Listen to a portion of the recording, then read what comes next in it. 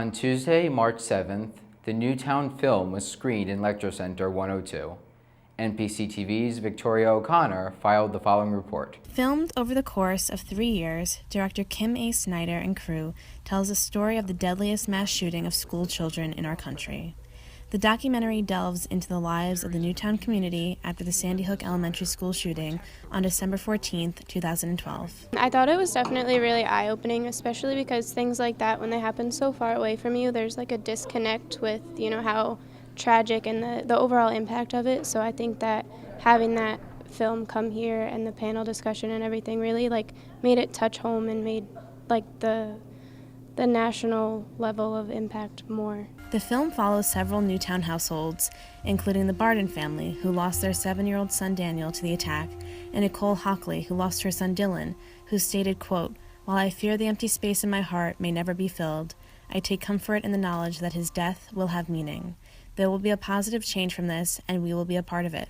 Newtown will be a part of it," end quote. The filming of the kids and seeing them, even days before the tragedy and watching the parents have to watch that was really hard. Other testimonies include Rick Thorne, a janitor at the elementary school, and Lori Vailette, a volunteer EMT.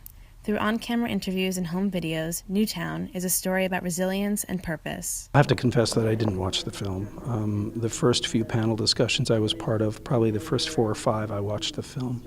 And then, all of a sudden one day I woke up and realized that I couldn't anymore. It's too hard. The screening was followed by a panel discussion, allowing students, faculty, and the New Paltz community the opportunity to ask questions and speak to Newtown community members. Panelists include Dr. William Begg, a physician who was in the emergency room after the shooting, James Halpern, who provided crisis counseling in Newtown, David Wheeler, father of Ben, who was killed in the attack, and Rob Cox, co-founder of the Sandy Hook Promise, an organization dedicated to creating new dialogue surrounding gun violence, mental health, and safety. We've been taking more and more of an active role in the organization and trying to help them to succeed, and that's really been very satisfying in terms of a way to honor his life. According to sandyhookpromise.org, 549,380 acts of gun violence take place each year.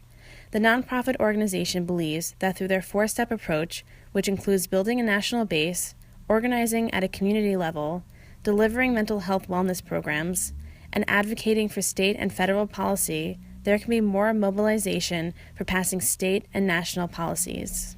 The organization creates programs in Newtown and around surrounding towns, and also we have work trips that happen nationally. They've been to Colorado a couple times, Oklahoma, Montana, to help communities that have suffered from trauma and various different kinds of trauma. To learn more about the Sandy Hook shooting and the Newtown film, go to www.newtownfilm.com. I'm Victoria O'Connor for WNPC-TV.